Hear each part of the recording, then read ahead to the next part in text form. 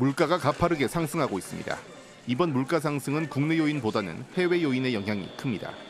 러시아의 우크라이나 침공으로 곡물, 사료값은 물론 원자재 가격이 급등하면서 국내 물가도 덩달아 오르고 있는 겁니다.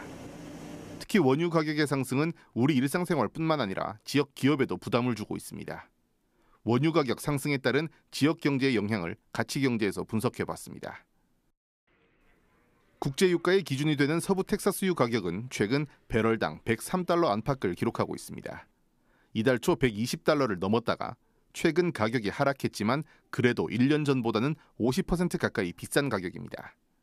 이 때문에 국내 유가도 크게 올랐습니다. 지역 주유소의 휘발유 가격은 리터당 대구 2,092원, 경북 2,110원으로 이달 초 2,000원을 넘었습니다. 특히 경유는 리터당 2,107원, 2,123원인데 1년 전에 비해 50% 넘게 가격이 상승했습니다. 코로나가 본격적으로 회복되면서 석유에 대한 수요가 빠른 속도로 증가하고 있습니다. 그로 인해서 이 석유 공급이 수요를 따라가지 못하는 그런 이 같은 유가 상승이 지역 경제의 발목을 잡고 있습니다.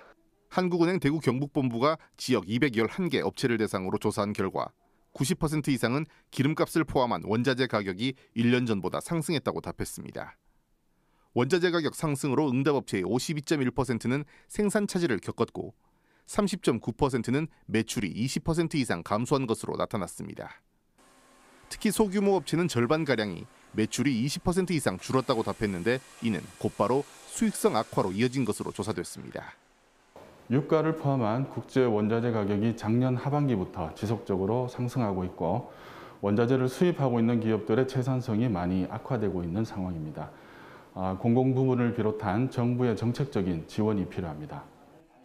때문에 정부는 다음 달부터 유류세 인하율을 기존 30%에서 최대 수준인 37%까지 높이기로 했습니다.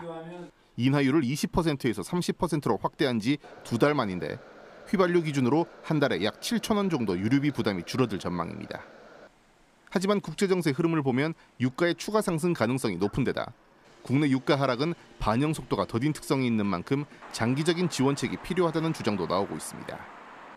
중소기업에 대해서는 공공요금 감면 등의 지원과 함께 공급망 다변화를 위한 투자에는 금융 보증과 지원을 해야 한다는 겁니다.